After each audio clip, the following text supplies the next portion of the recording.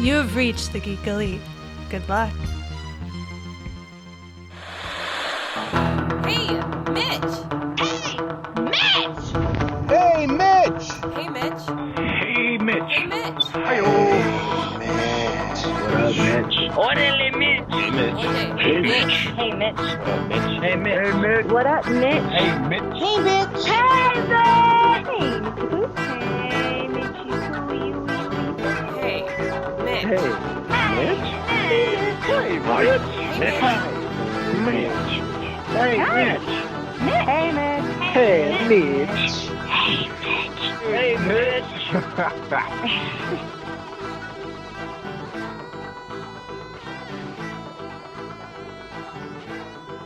All right, on tonight's episode of Hey Mitch, we have a very special guest. We have artist and comic creator Brent Peeples.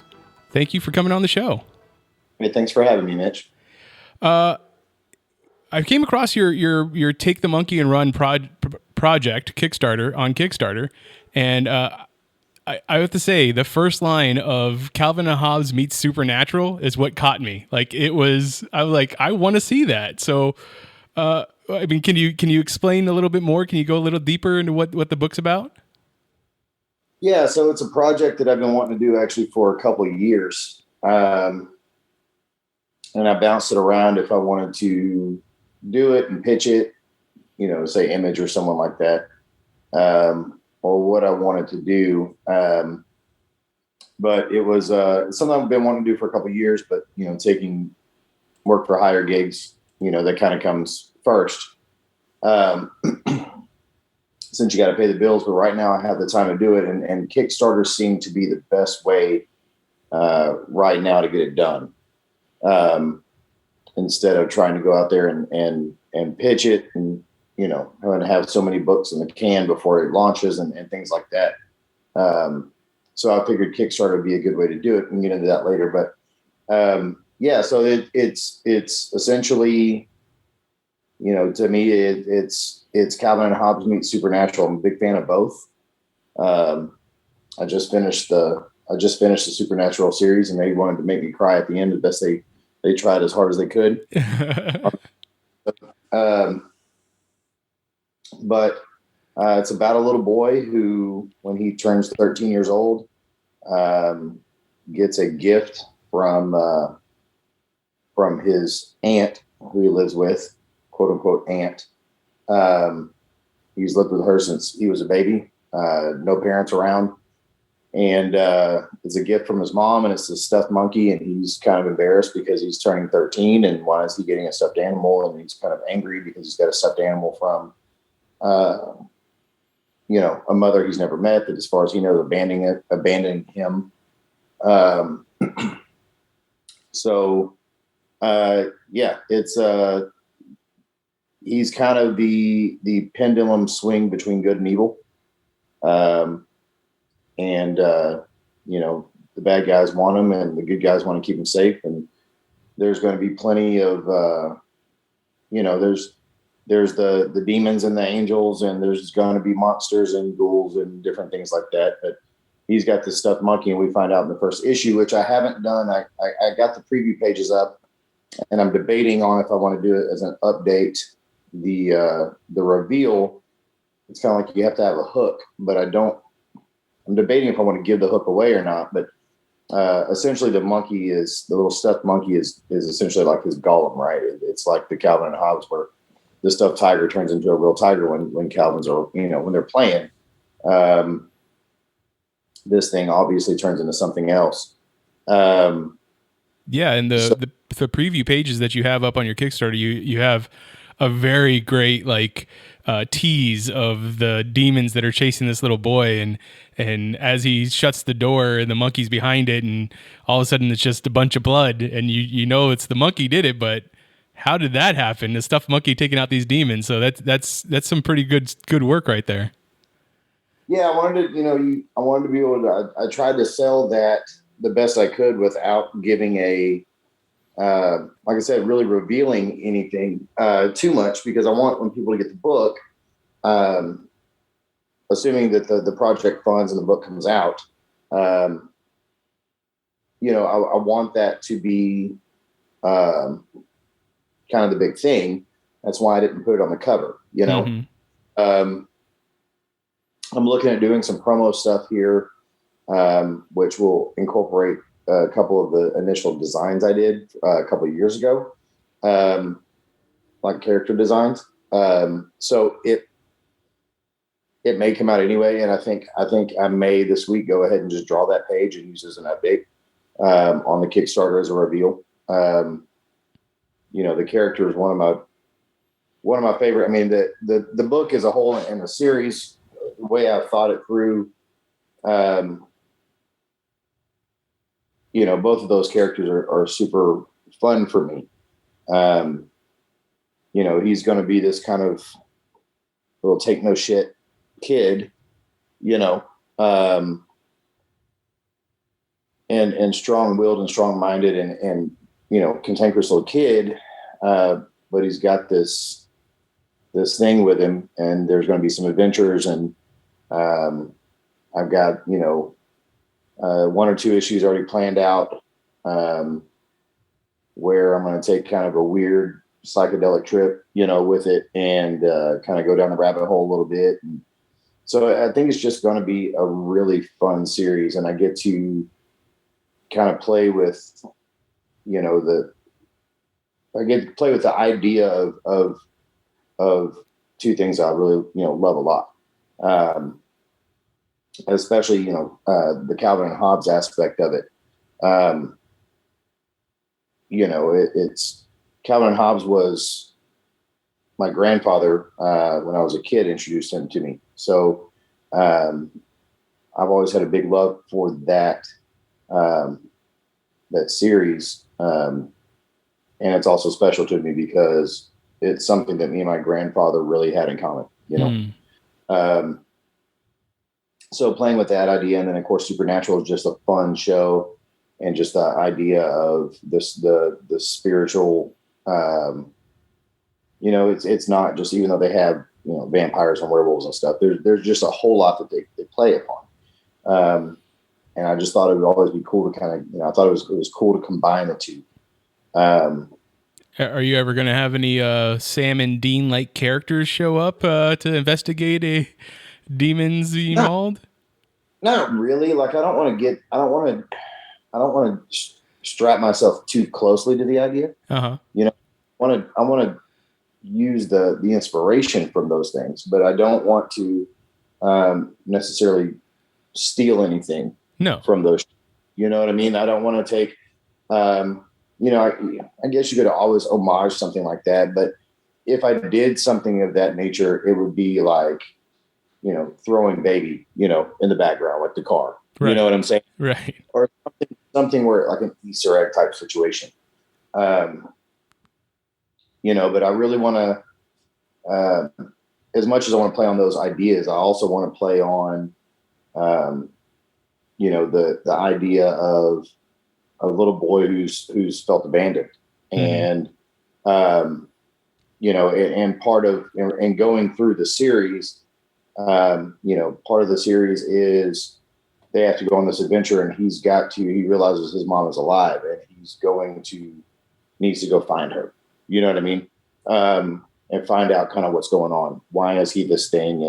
And but I want to try to, you know, I've got this thing planned out to be, say, 6 issues to start, for the first arc. You know, I want to play on some of that, you know, that feeling of abandonment from a parent, but also trying to reconcile that so he can, you know what I mean? Mm-hmm. So build that bond at some point. You see what I mean? I do. So what's it like taking on the writer role in this time? You know, the writer and artist role for this book. It's different. This is the first thing I've ever really written, you know. But when I sat down to write it, the first issue, and I've made tweaks obviously since I wrote the first issue, but when I sat down to write the first issue, it just came out. And initially I was looking at having a co-writer. Talked to Phil Hester, who's a good buddy of mine, and also Andy Parks, because they're both artists and writers. And, Phil doesn't really, they're both busy. I mean, their schedules are always packed between Andy inking and writing and Phil drawing and writing, and, so they've been very helpful in kind of guiding me in the first steps of this. When I was initially writing it, this is good, maybe punch this up a little bit here and there. But all in all, they said that, they're like, we think you don't need a co-writer. Like, you can write this thing yourself. They're like, the idea is good enough and you're doing a good enough job right off the bat. I'm not saying that I'm a Donnie Cates. I'm not saying that I'm a, any of these other amazing writers that all of a sudden names have fallen out of my head. I'm not anywhere close to these guys. I'm not anywhere close to Lemire or anybody, but I think, for my first leap off the diving board, I think that I've kind of got something, and I think it's a good product.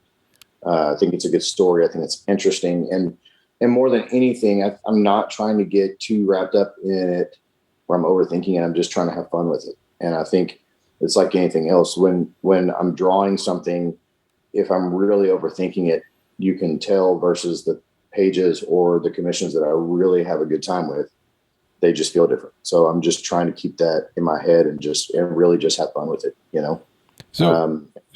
So when you were picking people to help you, not so much write it, but like read over what it is that you had already written, like what were the qualities that you were looking for? Were you looking for certain types of writers, like something that's close to what you're writing, or were you looking just for people that you knew, or just honest feedback? It's just, I've got a handful of really close buddies in comics that I can trust, as far as giving me honest feedback. Mm-hmm. I mean, Andy Parks and Phil Hester have been very instrumental in my career since I was first breaking in. Andy Parks was one of the very first creators I ever met on my way out to go show my portfolio. And we just happened to click and stay friends. Then he introduced me to Phil within that same year. And they've just been, I can show them things. Hey, what do you think about this page? What do you think about this layout? Hey, I'm stuck on this. What do you think? And I can get legitimate feedback. And I trust both of their skill sets, same thing with another buddy of mine, who's a writer, and very well-known writer in the industry. And, when we first started becoming friends, I dropped the idea to him. He's like, yeah, that's freaking dope,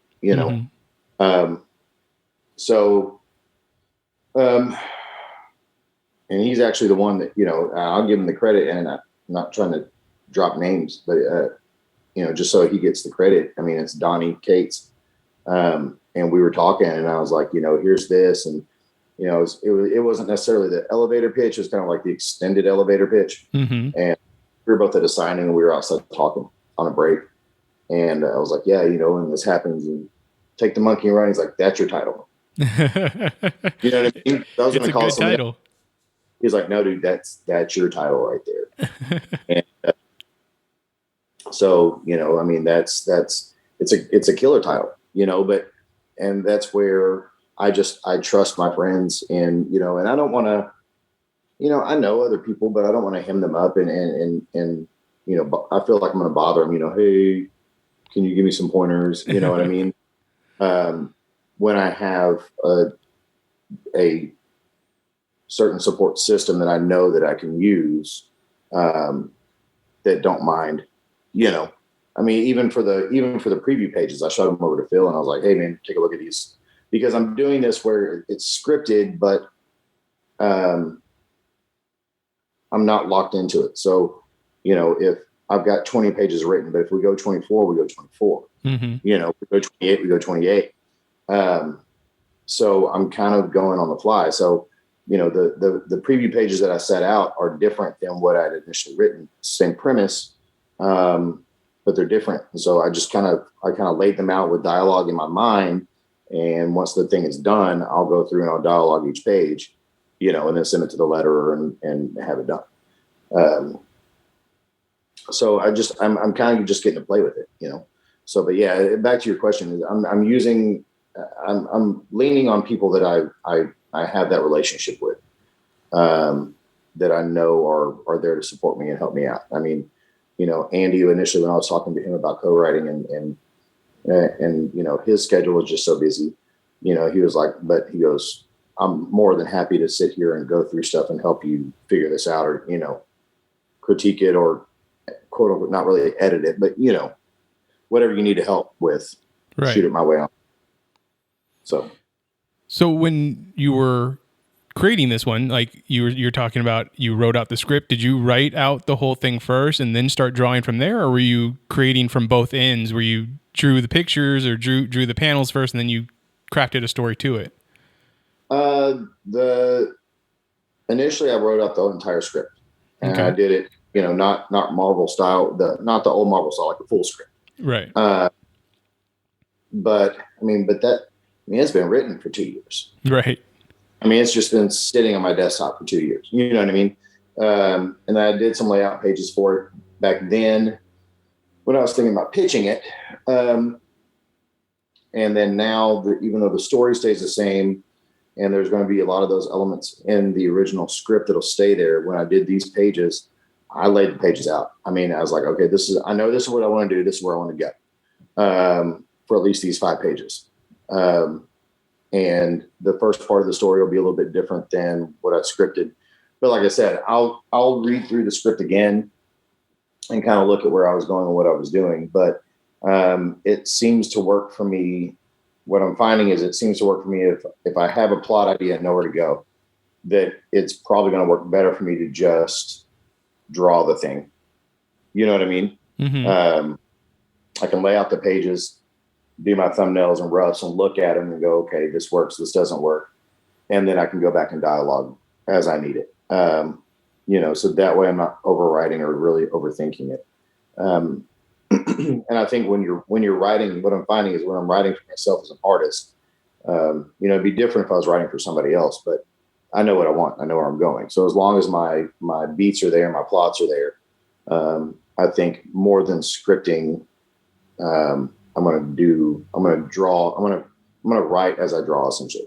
Does that make sense? Yeah. That makes a lot of sense. And you know to write to what it is that you are best at drawing, I guess is a way to put it, or, right. Things that you love to draw, which are there certain aspects of, drawing that you love to do more than others? Like, do you love to see someone throwing a punch, or is it more introspective? Like the one preview page you have of the cover of the 2 eyes, the eye from the monkey and the eye from the boy, which is very, very catching. So I just wanted to know, is there any particular part of the body or something that you like to draw more?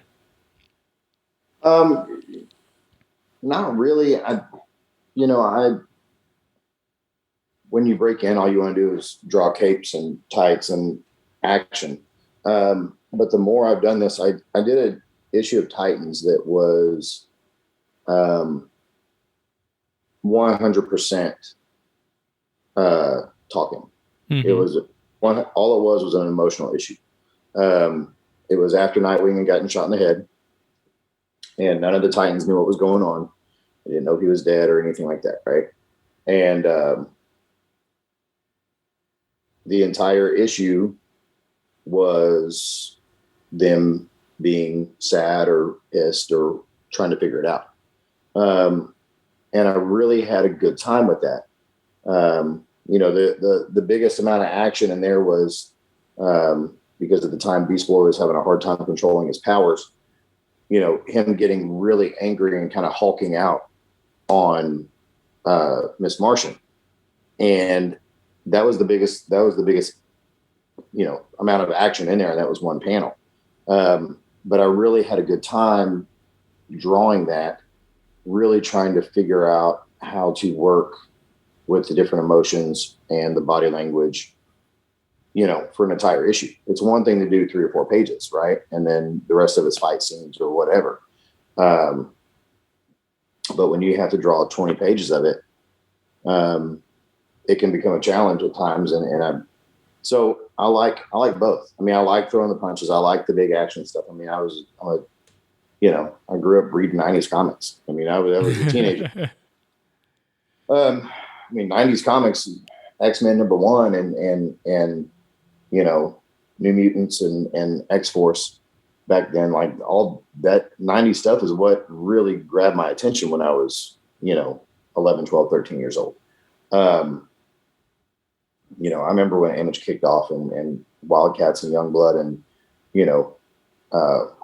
Cyberforce and all that. Like, it was in your face, right? Mm-hmm. So I love that in your face stuff. I love the fun stuff. But I think now I have just as much fun drawing the quiet, introspective moments. And sometimes, one of my favorite panels on the preview pages is when the little boy, which his name is Mike, by the way, who's actually named after my brother, my older brother. But one of my favorite panels is him in the closet where he's kind of back down and the shadows kind of cast over his eyes. You know what I mean? Yeah. And it's just up, but it's one of my favorite panels. He's nervous. He's scared. You know what I mean? Oh yeah. And I I really like that panel as much as I like drawing blood spatter and running and punching and jumping. And, so I enjoy all of it. As far as a favorite body part, I actually really enjoy drawing hands. Like, I love to draw hands. Most artists don't. Have you found there's a trick to it? No, I've always kind of enjoyed drawing. When I was trying to break into comics, this is back in 2007. I had been out of comics for a while, like not reading, not anything. So I went back into the comic book shop and started picking up what was out then. And that's when Coipel's Thor was hot, right? Mm-hmm. And the way that Coipel drew hands really grabbed me. And so I think it just, and I still look at his hands. Pepe Larraz draws hands crazy killer, I think hands are like eyes, where they can really show emotion. Yeah. It's not just a fist or, whatever. I mean, you can show so much emotion, and feeling and drama and whatever with a hand. So I really I enjoy drawing. So the current in the current plan for Take the Monkey and Run is 6 issues. When's the Kickstarter ending? The Kickstarter ends in 18 days, so April 17th. April 17th. As of right now, me, 29 or 30% funded. So okay. Obviously, a little bit of ways to go. When I set up the Kickstarter, obviously this is my job. This is my full-time gig. So, I had to build in enough to pay myself, which is actually less than my pay rate.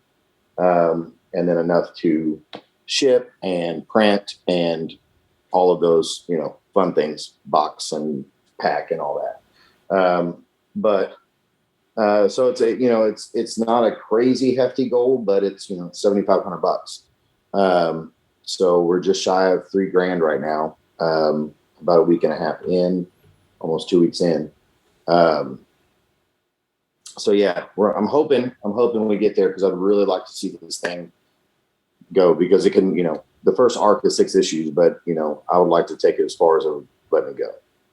So, do you think that like if we were able to be doing cons at the moment, like that would have been a avenue that you could have taken that would have helped in pushing?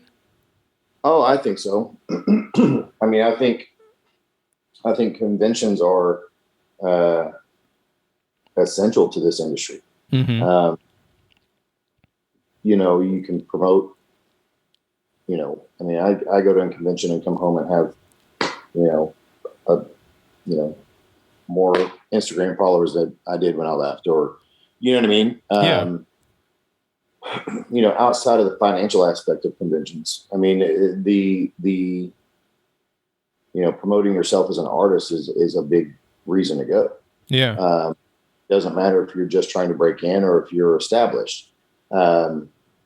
Talking to other creators, talking to other editors, talking to publishers, talking to, fans and individuals. So yeah, I think, this is almost the end of March. It's the end of March. I would have, in a regular year, I would have been to at least already 2 or 3 conventions this year. I tend to do about 1 a month. And maybe a couple a month, just depending on the month. So if we had conventions, I think it would make it easier. I think we'd probably be able to fund it a little faster. But. So you already said it. You said you worked on Titans. You've also worked on New Superman and Major X over at Marvel. Like, what's that like working in the big 2? What's the process, the mindset when you're doing that? It's a blast. For whatever reason, I've been doing this for,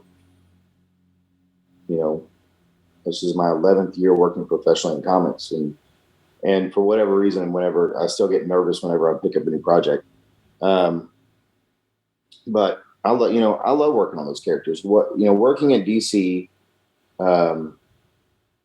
on Titans and New Superman was my first work at DC, and I fell in love with those characters. They became, I took over after Victor and Philip Tan was on an issue or 2 in between me and Victor, and then I got to see the series to its end, minus 1 issue in there, and those characters became like kids to me because I got to essentially follow them through, their growth of what they were. If you hadn't read the series, the Superman in that series, Con Keenan, he was a jerk, at the very beginning of the series, and you got to watch him grow into a hero. Mm-hmm.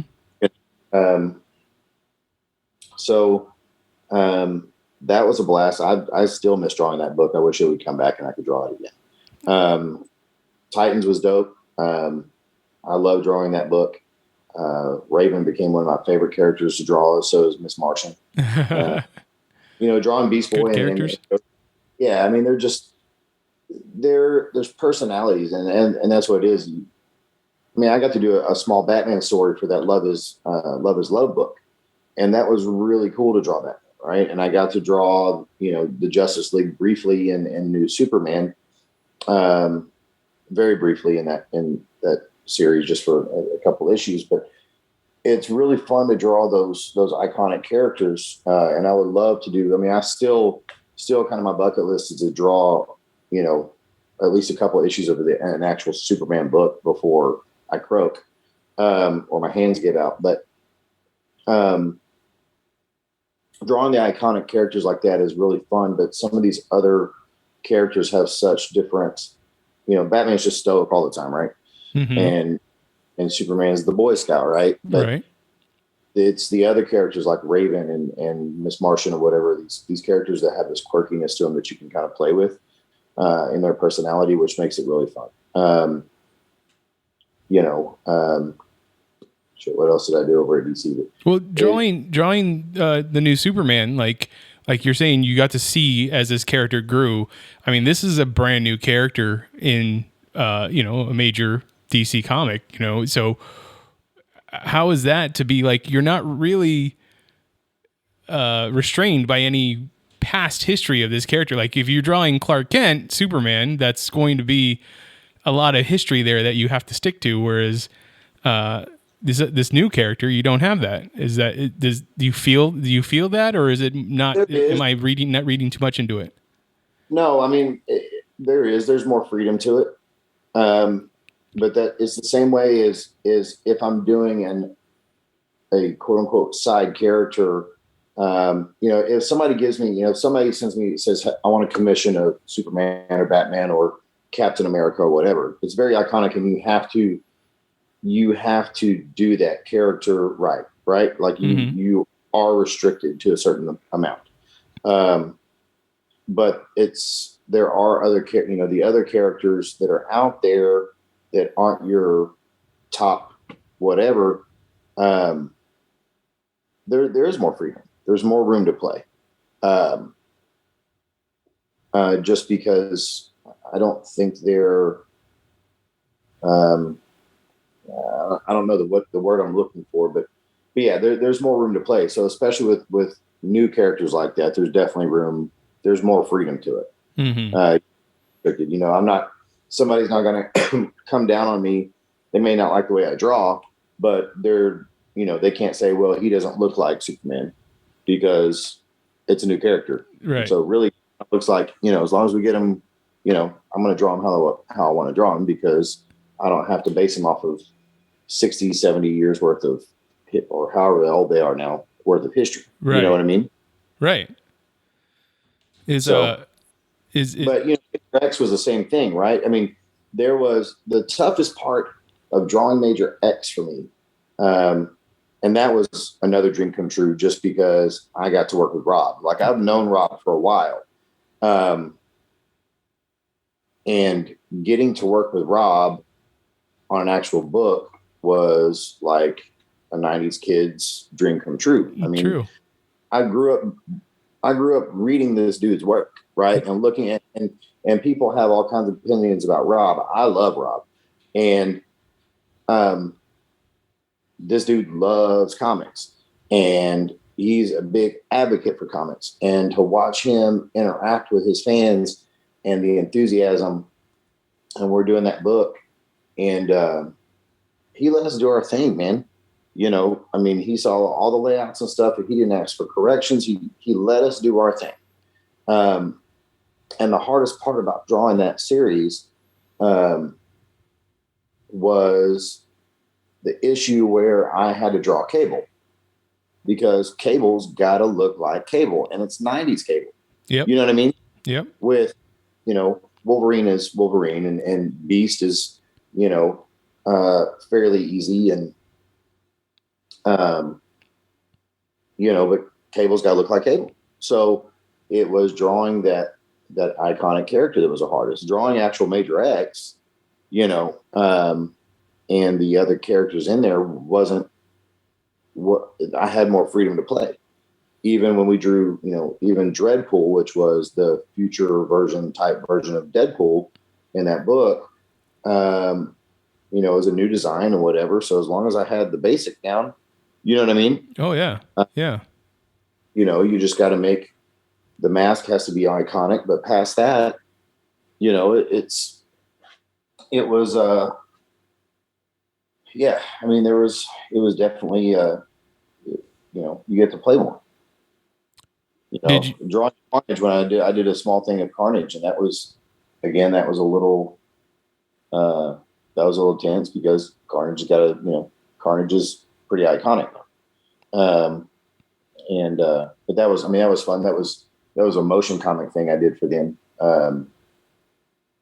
So actually I had to do a commission of Carnage once, and I walked up to Mark Bagley at a convention and playfully cussed him out. I was like, I had to draw a commission of your character, and why did you have to make him so freaking hard to draw? He's like, dude, take off, I would have made him easier.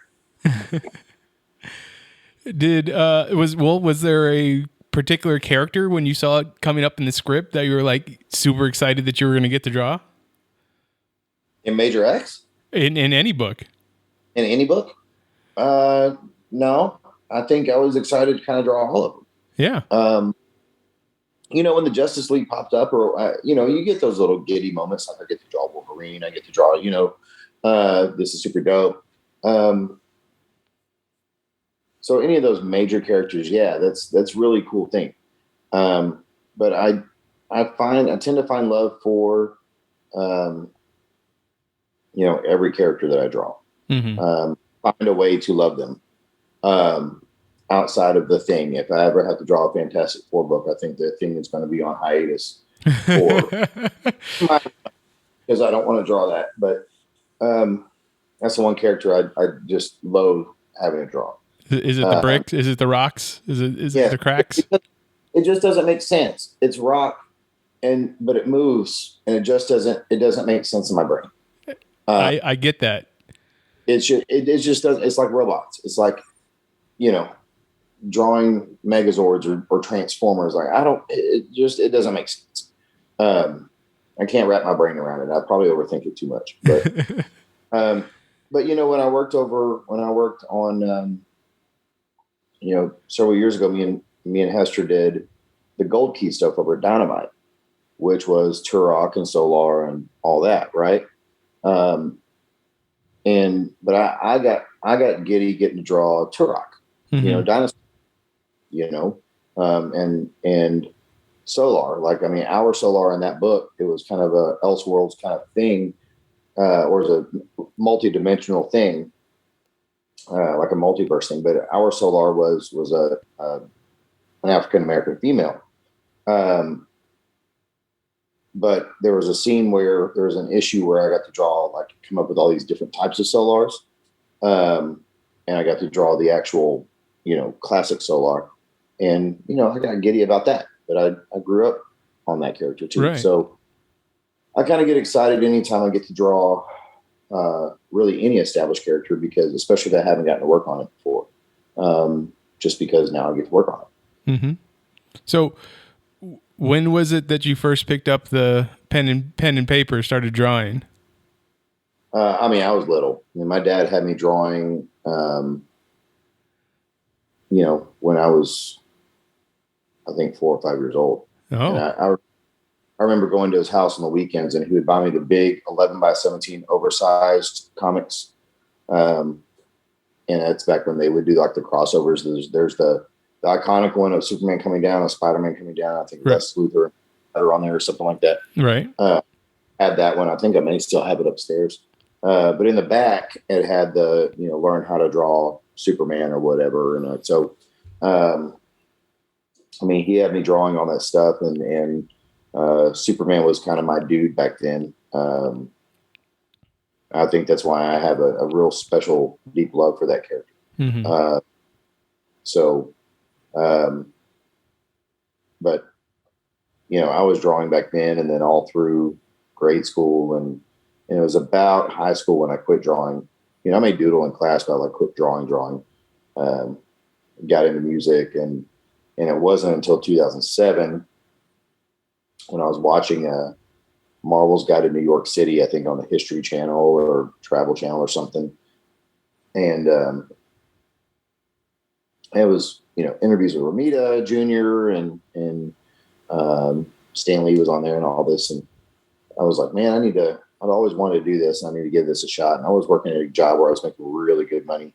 And I decided to start giving comics a shot and not make any money. And, yeah, so then that's when I picked it back up, and it was weird because I started drawing again, and I essentially picked up where I left off. So I drew like I did when I was 13 or 14.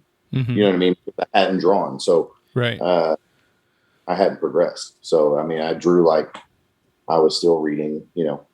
I still drew like everybody did back in the 90s. Right. Not that great because. Let's be honest, it was shit. But it had a certain look, that's for sure. Yeah. No, I'm not saying theirs was shit. I was saying mine was shit. It was the shit version of what they were doing. Ah, got you. you know, but yeah, it was, you know, So then I then, just, so then, were you taking it into like portfolio checks and advice at conventions and stuff like that? yeah, I mean, I went into a comic book shop here, Zeus, here in Dallas, and I walked in, and then now one of my really good friends, he was working the counter, and I was like, "So I'm trying to break into comics. Do you know anything about that?" Like, I didn't know, and he kind of looked at me and rolled his eyes, and he was like, "Well, I mean, you know, you do this," and I just kind of researched it. I Googled it, found some sample scripts they were having. You know, I think they were having a signing, and I think it was Mark Brooks and Jaime Mendoza were coming in. I think that's the signing it was. So yeah, I just worked with some sample pages and took them in. And so that's what I initially did was they had a kind of a couple signings back to back or whatever. And then would show that. And then I went to Wizard World Dallas or here and showed my portfolio there. And then that's what I would do. I remember, you know, luckily my job allowed me, there was times in the day where it was slower paced because it was a lot of phone work. So when kind of the middle of the day would kind of taper off, so I could actually sit at my desk instead of doing nothing. If I was caught up in my work and being bored and playing solitaire, I would work on pages, sample pages. But then I would, you know, I flew out to WonderCon for one day just to show my work and flew back. You know, I flew in that morning, rented a car, drove up, showed my work, came back, flew home that night. Did you get some good advice? Oh, I got everything from, I got really good advice, you know, do this better, do that better, you know, work on this, you know, here's these rules, here's these kind of things, you know, you do this great, you don't do this so great, whatever, all the way to, learn to draw better. You know what I mean? But everything was, you know, but also, I remember going to San Diego, my first San Diego, I went out there and I was going to show my portfolio and I was super green and I was going to conquer comics. And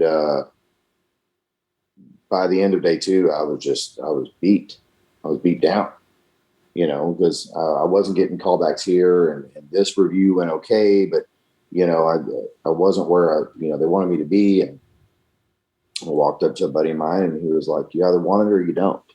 You know, it was a creator that I'd met and become, you know, pals with. And I walked up and he was like, hey, how's it going? I was like, oh, you know, I was really down. And he's like, you either want it or you don't.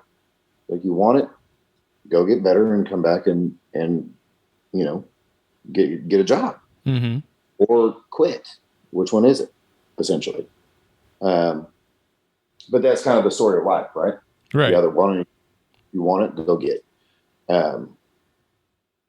So I just kept pushing. I mean, it took me 2 years to get my first gig, and it was, you know, it was Grimm Fairy Tales, and you know, it took me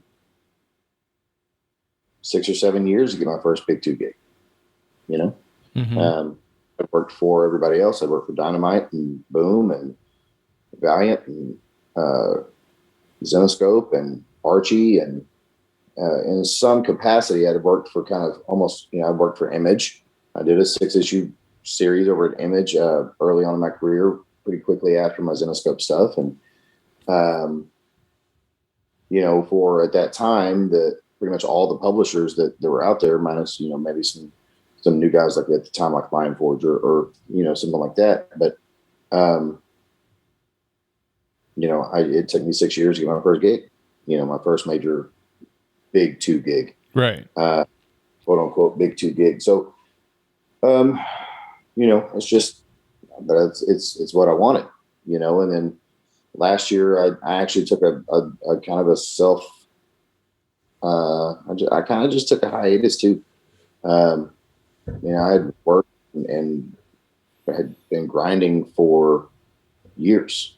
And COVID hit, convention stopped. And so at the beginning of the last year, I think I went 4 months without even looking.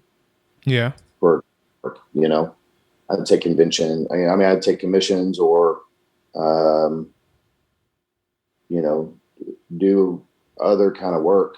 And, even last year I did some creative stuff, some storyboard stuff for, another company, and also do music too. So I was able to do some music for like some promo commercials and things like that. Like have my hands in something different than comics, right. It was for a cell phone company. So it was, here's the new phone and we're going to release this. So I did the storyboards for it, and then they would do the 3D and stuff and make the commercial off my storyboards. And then I'd go in there and add music and then mix it all down and whatever. So, just took a break, but I finally had enough of that break and was like, I need to draw some comics again. So I actually still, tell a story. I love drawing covers. I did a few issues last year of, James Bond for, Dynamite. And, I did a handful of covers. Dynamite did the Liefeld homage covers so I did those and, did a couple other, covers like a Red Sonja cover here or there, but yeah,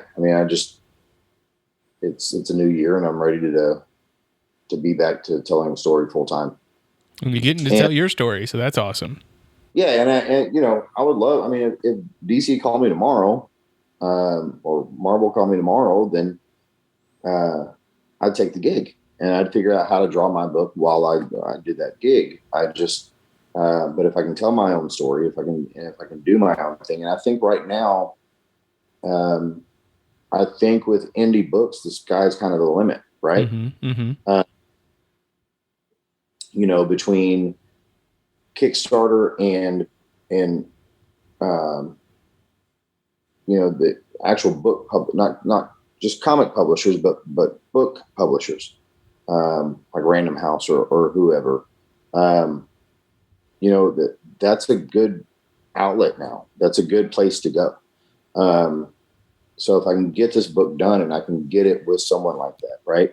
But also with I'm thinking every aspect of it. So as much as I want to tell my story, and I'm not doing my story for TV, I'm not doing my story for a movie, but the outlets for doing your own thing are because of, Disney's got Marvel on lock and HBO's got DC on lock. Well, now you have these other companies like Netflix and Prime and Hulu that are looking for new content. Right. And I'm not saying I've got the best thing out there. I don't have the best story out there.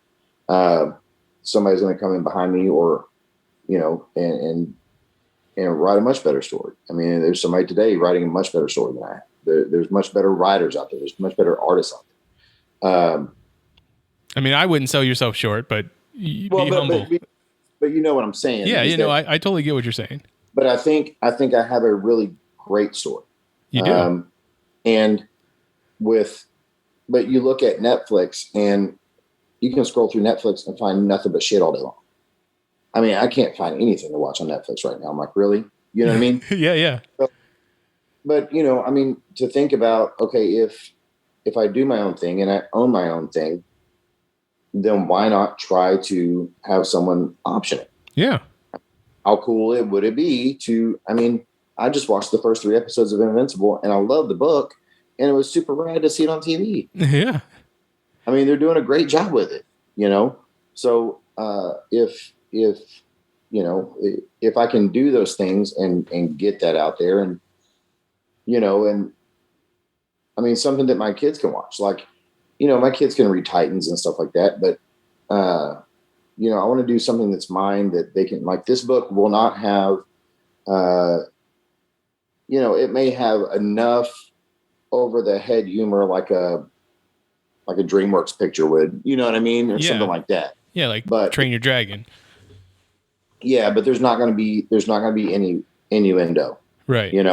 not going to have language in my book. There's going to be a little bit of violence, maybe some blood, but these days I'm not really worried about my kids looking at blood and violence. I don't have violent kids. You know what I mean? It's not going to be. In the preview pages, I had a severed arm and an ear and an eye. I didn't do the, over the top initially where, it was a body split in half.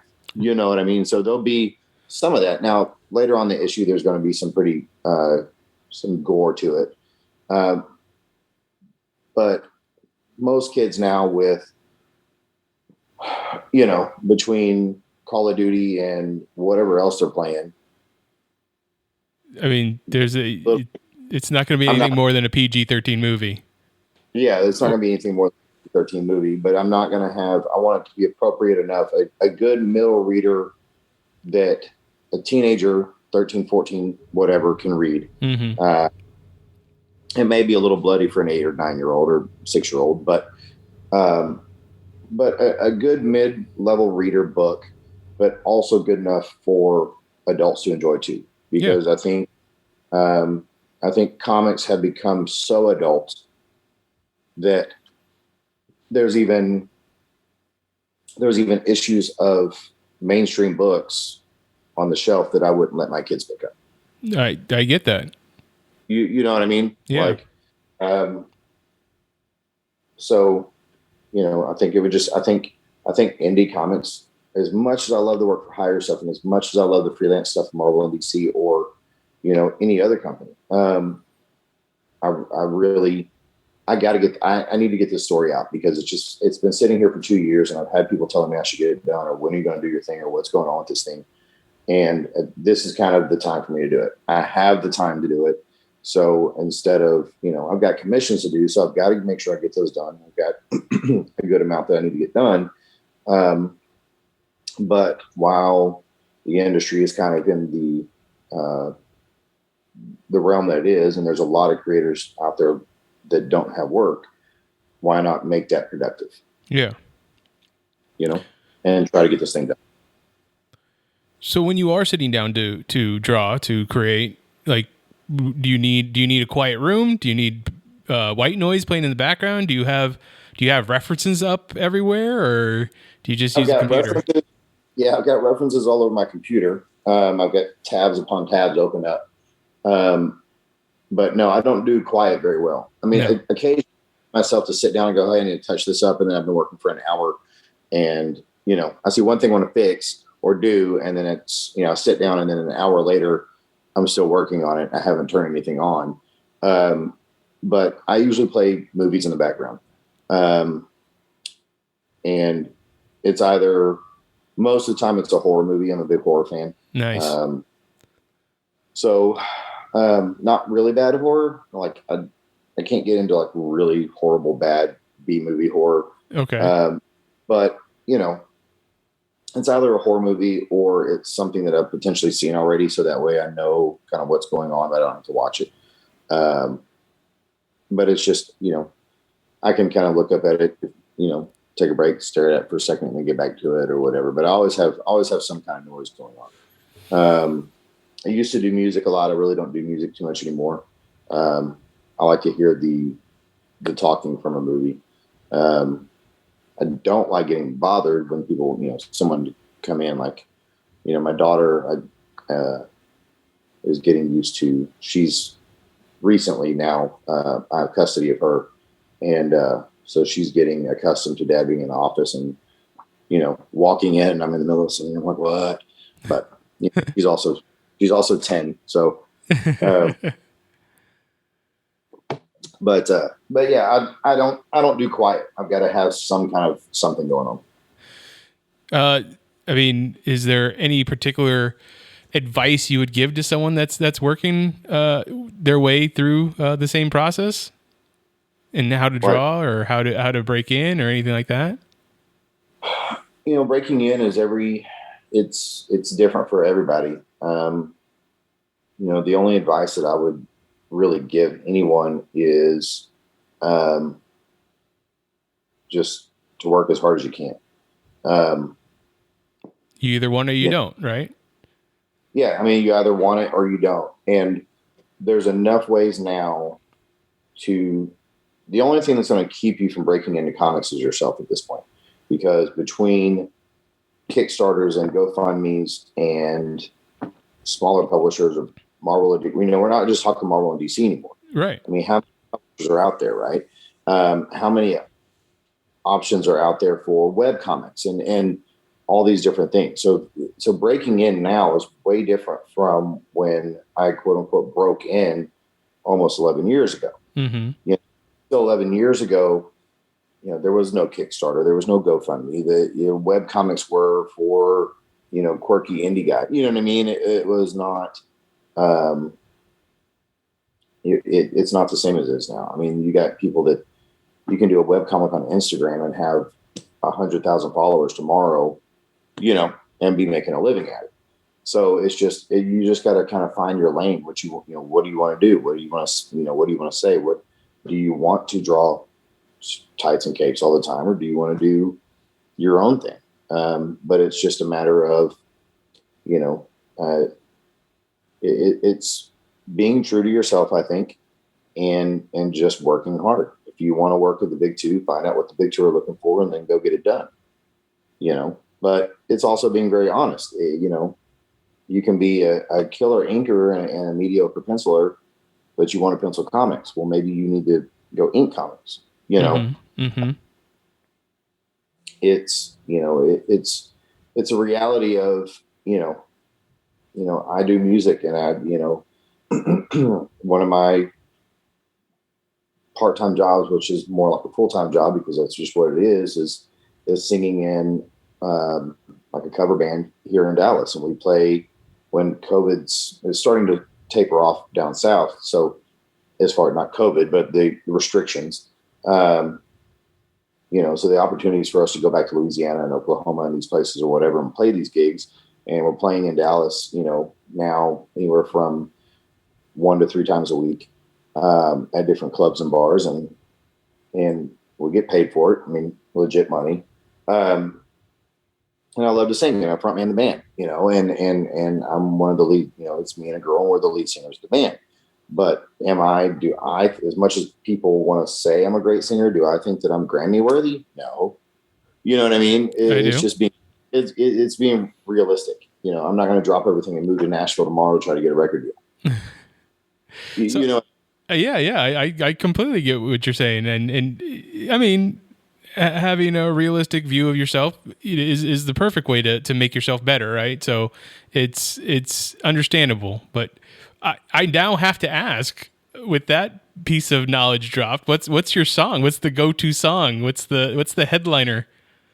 I don't know. We do everything, and the band does everything, all the way back from Fleetwood Mac and Earth, Wind and Fire, all the way up to Bruno Mars and Radiohead and everything in between. That's an extensive library. Yeah, I mean, we do everything, and you kind of have to. I mean, it's we play clubs with and private parties and corporate gigs and weddings and the whole 9 yards. So you gotta have a big library. But we do it all, man. I mean, I've gotten in the past few years, I've gotten a little bit more into country, which I used to loathe. But I'm a big Chris Stapleton fan now. And there's a couple other guys that I've gotten into country wise, but I'm an R&B kid at heart. I mean, that's what I grew up listening to.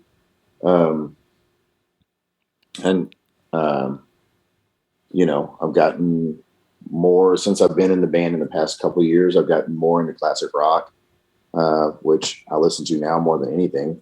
I mean, I kind of always liked it, but I wasn't like really versed in it. Right. I was an R&B hip hop kid. So I've gotten, much more into classic rock, and so we don't really have a go-to, really. I don't think. We just kind of play whatever. There's songs I get tired of singing, like we do September by Earth, Wind and Fire. I used to love the song, and I still like the song, but every time I have to sing it, I want to slip my wrist. I understand that. Okay, I mean I love that. That was a cool thing to bring up there. You obviously you said supernatural and horror movies. Are these your go-to like type of movies? Is that your genre that you love to watch? If you got the moment to not work on something, sit down, you're gonna watch TV. I think so. I mean, like it happened several years ago where, I mean, I've always liked scary stuff and horror stuff, but I just kind of fell into it where if I click on, if I'm turning on my TV and I'm going through my different streaming services, like I'm checking out the horror section first. Uh-huh. I want to check out that before I check out an action movie. And I love action movies. I love all the Fast and Furious movies. But my go-to movie though is if it's either going to be the original Superman with Christopher Reeve. Nice. It's going to be that, and it not number 2. No, people like Superman 2, but I'm just Superman is my one. Or it's going to be anything from the Rocky franchise. I love that. I'm a huge Rocky fan. I've got the not how hard you get hit quote tattooed on my arm. I'm a huge Rocky fan. All of them. I know people dog on 5. I love 5. There's moments in 5 that are still very authentic. And as much as Tommy Gunn was shit in that movie, there's still moments like the scene where, Tommy Gunn has left Rocky to go be with the other manager, become this great boxer. Rocky is watching him when he's in his basement and he's watching the fight, and he's reliving his career through Tommy on that TV as he's punching the bag. Right. You know what I mean? Mm-hmm. That's a real, authentic moment. And I love it. The very end, where he punches a guy and, I'm going to sue me for what? Because he's broke. Yeah, it's corny, right? But there's parts of that movie that are still very real. And I watched Rocky 1 the other night. And to this day, I will tear up at every single Rocky movie. At some point, I'm going to tear up, if not have tears running down my face at some point. And that goes for both Creed movies too. I mean, they win awards for a reason, so I understand it. I have to get to my last question, so it's the question that we ask. Talk your ear off, huh? Oh no! I've enjoyed every minute of this, so I thank you once again. But if you could have one useless superpower, and it has to be useless, what would that useless superpower be? Geez, man, I don't even know. I've been kind of having it in the back of my head the entire time. And so the one that I usually throw out there is the one that I pick for myself is that I can instantly grow my hair 1 inch, but only 1 inch. So that can't do it. That you can't do nothing with that. That's funny. Yeah, I don't know. I was gonna say, because I'm looking at my candles on my entertainment system, I would say light my candles from the couch, but that's really not useless because I'm lighting the candle. Yeah, but it's not really helping anything either. Like, it's not really helping. So that's just me being lazy. I just want to light my candle. So that's my useless superpowers, to light candles. I love that. Once again, thank you so much for coming on the show, talking to me about your project. Take the Monkey and Run. You said April 17th is the last day on the Kickstarter. Right. People should go out, check it out. Please back it and find you on social media. Do you have social media you'd like to give out? Yeah. So my Facebook is just my name, Brent Peeples, Peeples. I have a fan page on there too. Don't use that. Don't like that. Don't click on it. I haven't used it in, I can't tell you how long. It's sitting dormant. I probably should just cancel it. or delete it or whatever you call it. I'm 41. I don't know the words. And then Twitter is Twitter and Instagram both are People's Art. PeePlesArt.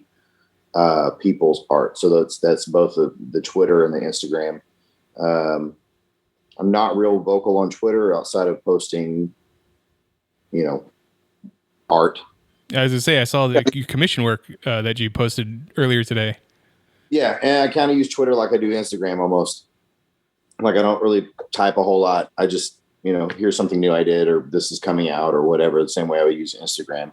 And yeah, so the Instagram and is probably they're all about the same. I think I use them all about the same. Just post my artwork on there. Facebook's got a little bit more personal stuff post my kid on there every now and then or whatever. But I still try to keep it all pretty comics based for the most part. So that's my places. Go find me. There you go. And then go take a look at the Kickstarter. If we could get this thing funded, I think it'd be a fun ride. I agree. I agree. If anybody would like to get a hold of me, you can find me on Twitter. I'm at Mitchipedia GEM. GEM stands for Geek Elite Media. The rest of Geek Elite Media is at Geek Elite Media on Twitter, at Geek Elite Media on Instagram, and Facebook.com/Geek Elite Media is our Facebook page. But until next time, this is Hey Mitch on the Geek Elite Media Network saying always remember to geek out. Geek out. This concludes our broadcast. Beep.